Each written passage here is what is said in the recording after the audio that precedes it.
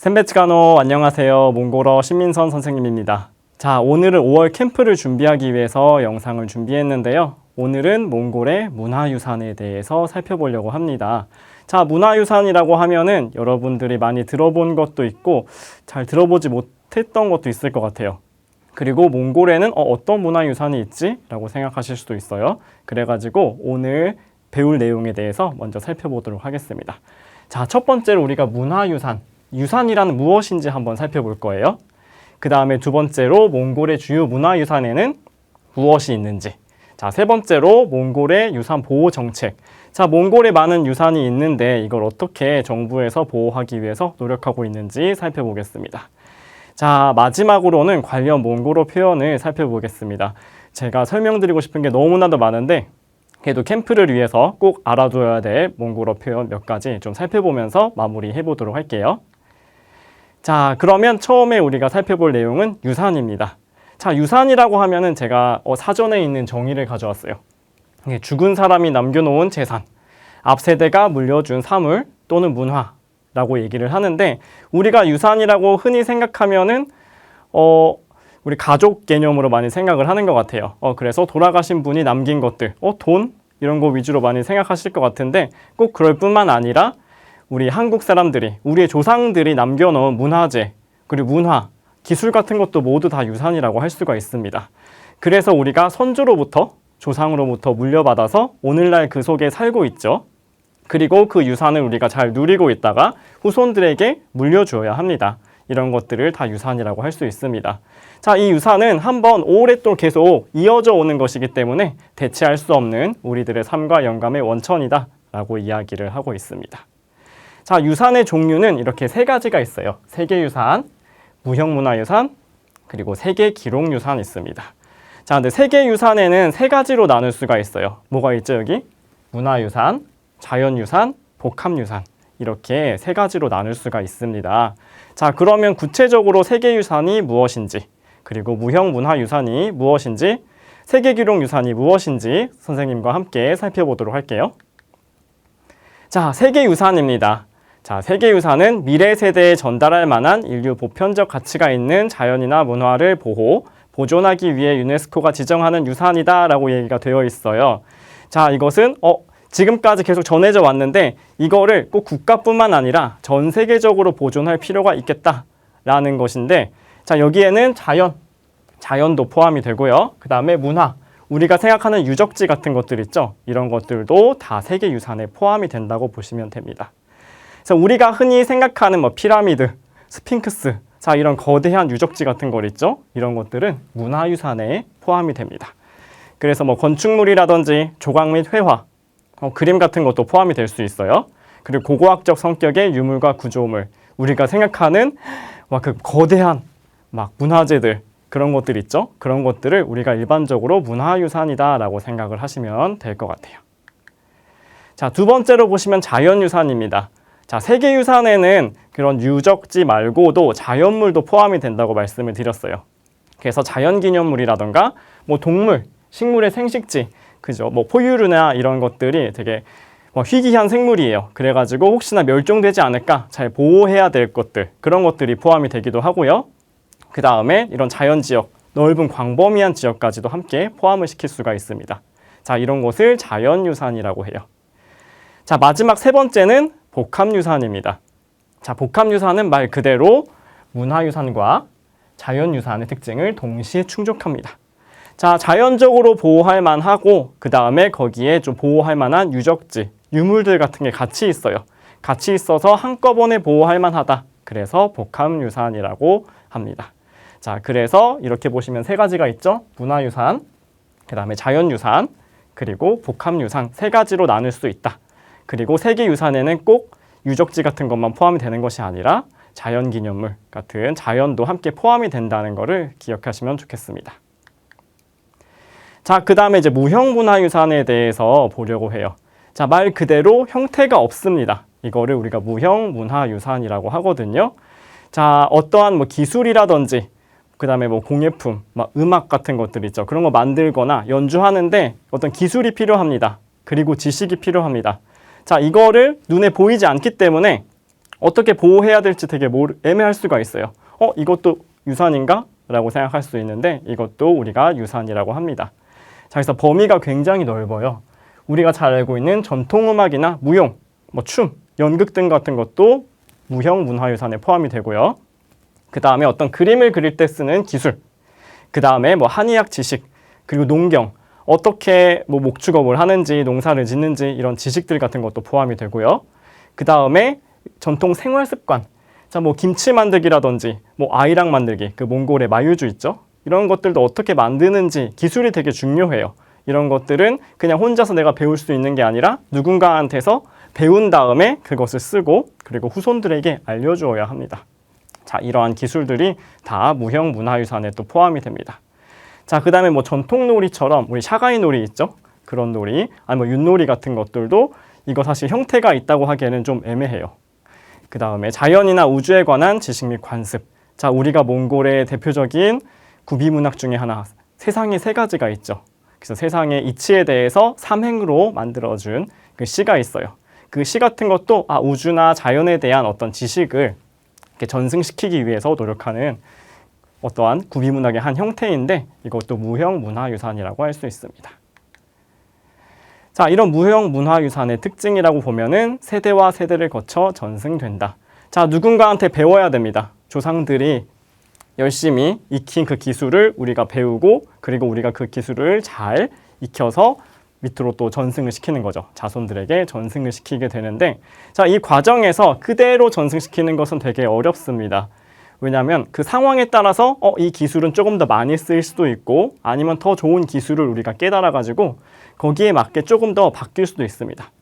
그래서 끊임없이 재창조된다라는 얘기는 기술이 그 상황에 맞게 조금 더 훨씬 더 나아지는 그런 경우도 있고 아니면 이 당시에는 필요가 없어가지고 또 쓰지 않게 된 그래서 중간에 약간 바뀌게 되는 경우도 있다. 굉장히 변형이 많이 된다라는 특징이 있습니다. 자, 그리고 공동체 및 집단의 정체성 및 지속성 부여.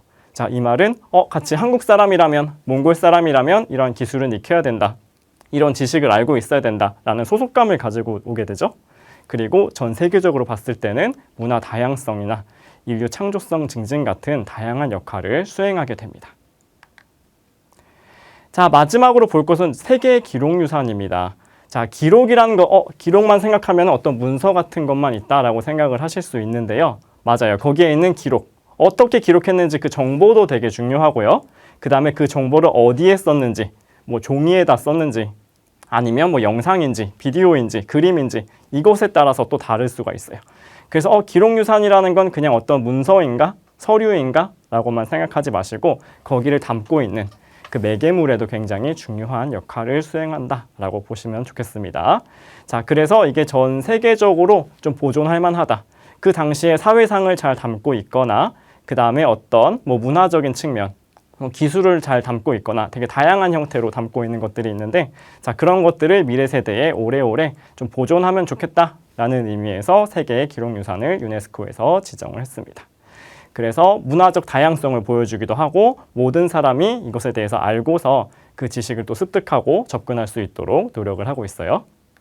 자, 세계 기록 유산을 보면 예시가 있습니다. 자, 어떤 예시가 있냐면 도서나 신문 포스터 같이 우리가 일반적으로 생각하는 자료, 문서가 있을 수도 있고요. 자, 꼭 종이에만 기록한 것은 아니죠. 파피루스나 양피지, 하다못해 나무 껍질 같은 데도 기록을 하기도 해요. 자, 이런 모든 기록 자료를 다 세계의 기록 유산으로 봅니다. 자, 그 다음에 그림이나 지도, 음악 같은 문자가 아닌 자료도 기록 유산으로 충분히 남길 수가 있어요. 그 다음에 오디오나 비디오 자료 같은 것들도 기록 유산으로 남아 있습니다. 그래서 우리가 흔히 생각하는 우리 이순신 장군이 쓴 난중일기 있죠? 난중일기, 이 문서 되게 중요해요. 그리고 이 내용도 굉장히 연구할 만합니다. 자, 그런데 세계 기록 유산은 꼭 옛 것만 포함을 시키는 건가 싶을 수 있어요. 자, 그런데 오른쪽에 있는 이산가족 찾기 운동도 세계 기록 유산에 포함이 됩니다. 자, 1980년대에 있었던 방송이죠. 자, 남북한이 지금 갈라져 있다 보니까 그 남한에 살고 있는 가족을 우리가 북한에 직접 가서 볼 수가 없어요. 또 반대도 그렇죠. 그래서 이 사람들이 함께 만났던 방송 프로그램이 이산가족 찾기 그런 방송이 있었어요. 그 방송 프로그램 또한 굉장히 역사적으로 보관할 만하다 라고 생각을 했기 때문에 세계 기록유산에 포함이 되어 있습니다. 그래서 세계 기록유산의 그 범위라고 하면은 굉장히 넓다라는 걸 확인할 수가 있습니다. 자, 그럼 지금부터 살펴볼 것은 이제 몽골의 유산이 어떤 것들이 있는지를 좀 살펴보려고 해요. 자, 유네스코에 등록된 몽골의 유산은 자, 세계유산은 문화유산 몇 건? 3건. 그 다음에 자연유산 2건이 있습니다. 자, 문화유산 3건, 자연유산 2건 이렇게 5개가 정리가 되어 있는데 자, 이거 유네스코에 등록된 이런 명칭입니다. 오르콘 계곡 문화경관, 몽골 알타이의 암강예술군, 그 다음에 위대한 보롱활동산과 인근의 신성한 경관, 우부스누르 분지, 다구르, 다우르스키 경관. 자, 5가지가 있는데 제가 수업 시간에 다 설명드리면 너무 좋겠지만 너무 많기 때문에 여기에서 좀 함께 설명드렸으면 좋겠는 그런 것들을 제가 2개를 골랐습니다. 자, 그 다음에 무형문화유산은 15건이 있고요. 세계 기록유산은 6건이 있어요.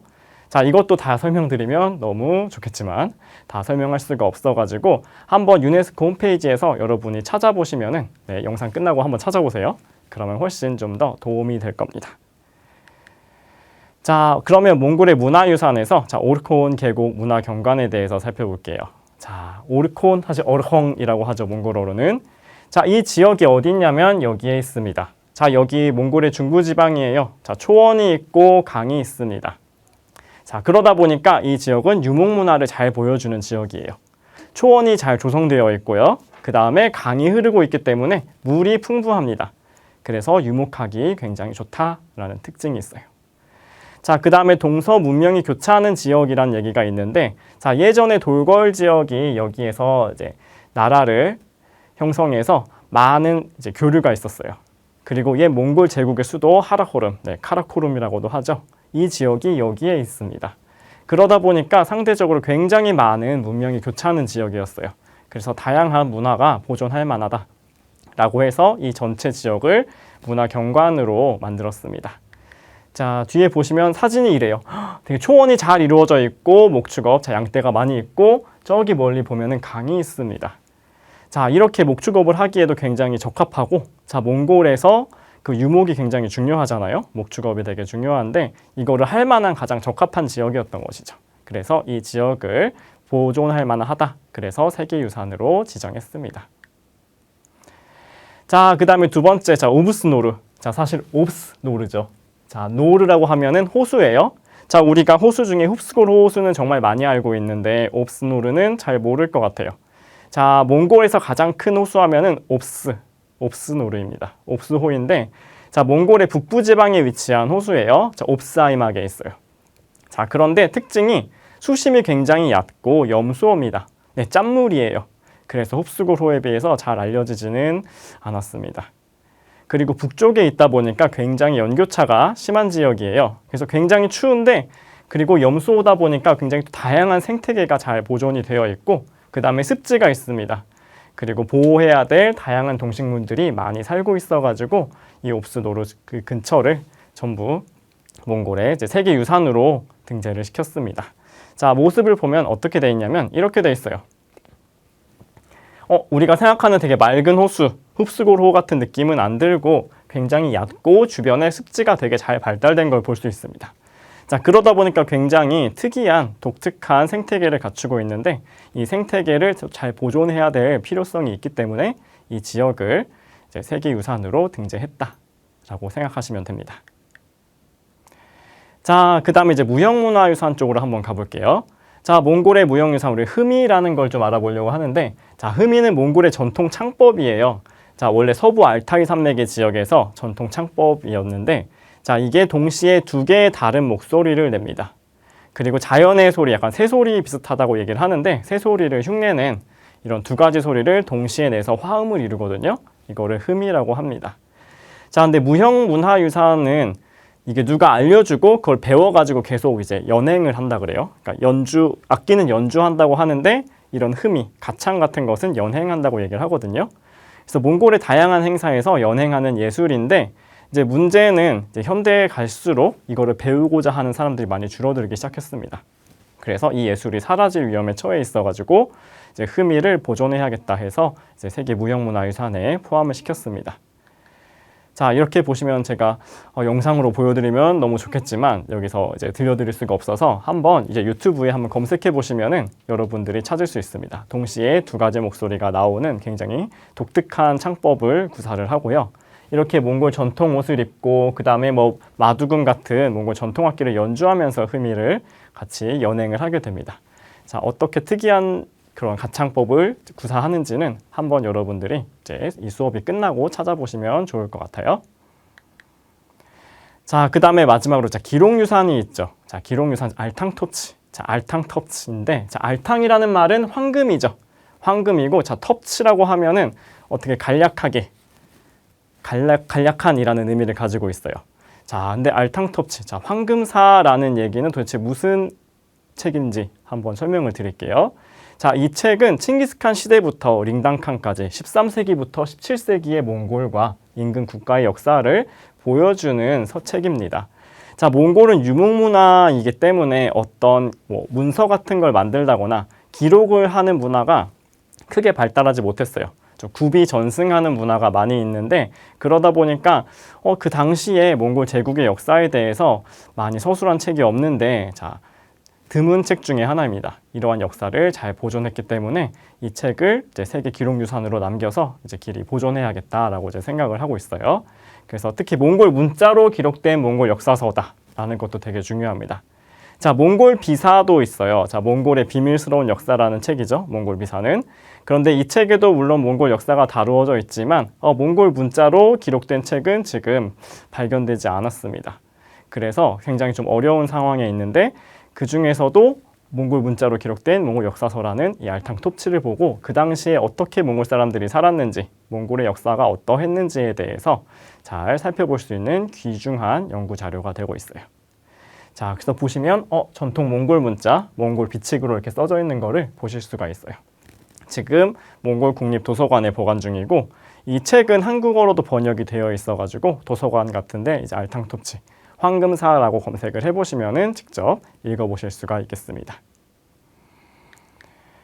자, 그러면 이제 몽골에서는 이런 유산을 어떻게 보호하고 있는지를 좀 살펴볼게요. 자, 몽골에서는 20세기에 사회주의를 겪었습니다. 네, 사회주의에서는 전통문화에 대한 보존보다는 아무래도 그 당시에 전통문화 것은 약간 옛 시대 잔재라고 생각해가지고 보존하려고 하는 그런 노력이 없었고 그 당시에 이제 러시아의 영향으로 사회주의가 도입되다 보니까 자, 서구 문화에 대해서 굉장히 조금 더 많이 전파되는 양상을 보였습니다. 그래서 많은 유산들이 전승되지 못하고 사라질 위기에 처했어요. 특히 문제가 되는 게 무형문화유산이었습니다. 자, 무형문화유산은 누군가가 배워야 되는데 자, 배울 수 있는 기회가 많이 없어지게 된 거죠. 그러다 보니까 아는 사람들이 점점점 줄어들게 되어서 이것들이 다 이제 사라질 위기에 처하게 되었습니다.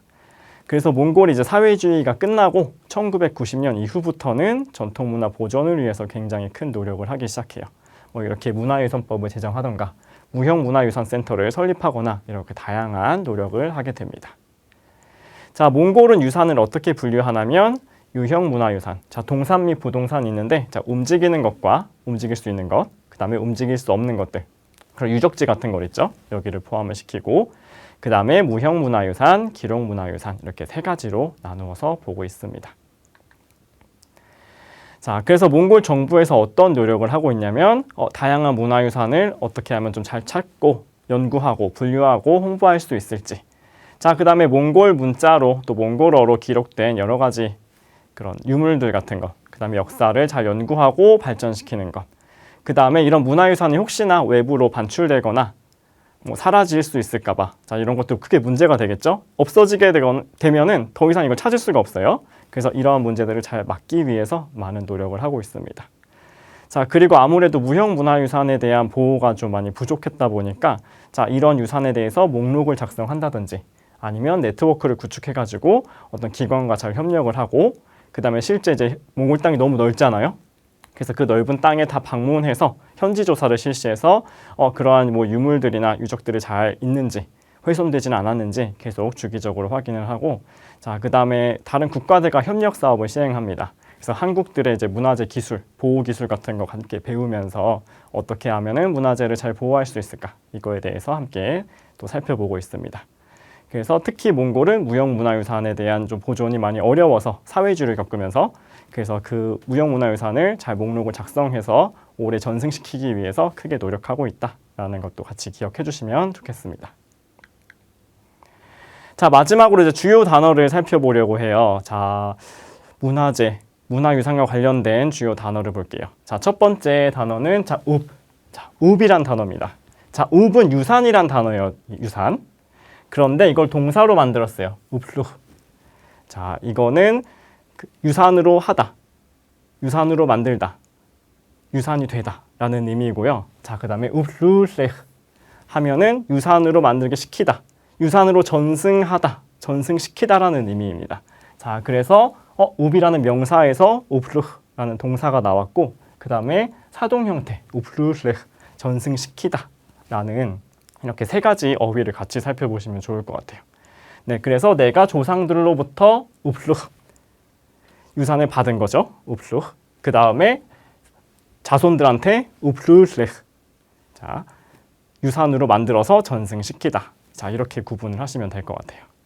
자, 그 다음에 이제까지 배웠던 여러 단어들 있죠. 문화재 분류 단어, 델싱읍. 이거는 세계 유산이죠. 세계 유산. 그 다음에 서울싱 비에트읍. 이건 유형 문화유산입니다. 자, 비에트.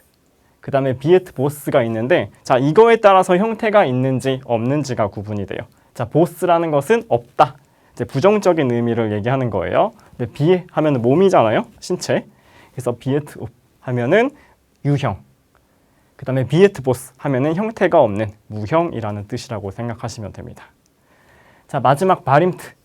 자, 바림트라는 것은 어떤 문서를 얘기하죠. 자, 아까 좀 문서와 관련된, 기록과 관련된 유산은 그죠, 세계 기록 유산이었죠. 세계 기록 유산을 베림스타트읍이라고 얘기를 합니다.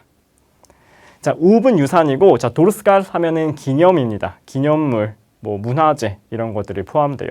그래서 도르스갈링 조락, 기념 사진, 도르스갈링 가츠르, 뭐 기념지 이런 식으로 많이 얘기를 하죠. 자, 도르스갈 하면은 기념이라는 뜻이라고 생각하시면 될 것 같아요. 자, 그 다음에 마지막, 자, 부르트게흐. 그러면 부르트게흐라는 얘기를 한번 보겠습니다. 자, 부르트게흐 하면은 등록하다. 자, 부르트게흐 하면은 등록되다입니다. 자, 피동이 되었어요. 등록되다. 자, 그래서 제가 문장을 하나 써봤는데, 자, 알퉁텁친 유네스코깅 바림팅 우빙 작슬텟 부르트게흐상. 자, 어디에 대테 등록되다. 이렇게 쓰입니다. 어디에 등록되다. 자, 작살트 하면은 리스트예요. 목록이에요. 자, 유네스코 세계 기록문화유산 목록에 기록되었다. 이제 어려운 말로 하면 등재되었다. 이렇게 얘기하거든요. 그래서 부르트게흐 앞에는 대테, 여척격 같이 쓰인다라는 거를 좀 기억을 해주시고 문장을 만드시면 됩니다. 자, 그 다음에 함가슬. 이거는 보호하다라는 뜻이에요. 보호하다. 자, 그래서 제가 문장을 하나 만들었는데, 자, 야랄테 함가슬 샬르테 서울싱 비에트 보스읍. 자, 야랄테 급하게, 긴급하게 보호해야 할 무형 문화유산이죠. 그죠? 비에트 보스읍이라고 했으니까 긴급하게 보호해야 할 무형 문화유산이란 뜻입니다. 자, 실제로 몽골에 이런 목록이 있어요. 무형 문화유산 중에서도 전승되지 않으면 곧 사라질 위기에 있는 그런 무형 문화유산이 있는데, 이거를 이렇게 얘기합니다. 자, 그래서 긴급하게 보호해야 돼라는 의미를 쓸 때는 함가슬, 야랄테 함가슬라는 그런 단어를 써가지고 설명을 하시면 됩니다. 자, 마지막으로 박탁, 포함되다. 자, 비에트 보스 읍, 저기 여척격이 있죠. 자, 무형 문화유산에는 문화유산의 다양한 종류가 포함된다. 자, 대테 어디에 무엇이 포함된다. 박탁. 자, 박탁이라는 동사는 앞에 대테를 같이 끌고 다닌다라는 것까지 기억해 주시면 되겠습니다. 포함하다라는 말이에요. 자, 이렇게 이제 몽골의 문화유산 그리고 관련된 정책들, 그 다음에 여러 어휘에 대해서 함께 살펴봤습니다. 자, 지금까지 좀 어려운 내용도 있을 수 있고, 그 다음에 제가 많이 보여드리지 못해가지고 잘 와닿지 않을 수도 있는데, 여러분들이 이제 유튜브나 이제 구글에 검색하시면 사실 쉽게 볼 수 있습니다. 그래서 그 목록들이 어떤 것들이 있는지, 그리고 유네스코 홈페이지에 가서 보시면은 조금 더 자세한 설명을 또 볼 수가 있어요. 그래서 몽골의 다양한 문화유산이 무엇이 있는지, 그리고 또 잘 알아봐야 될 단어는 무엇이 있는지까지 여러분들 잘 복습하시면 좋겠습니다. 네, 그러면 다음 시간에 뵙도록 하겠습니다. 고생 많으셨습니다. 빠이르테.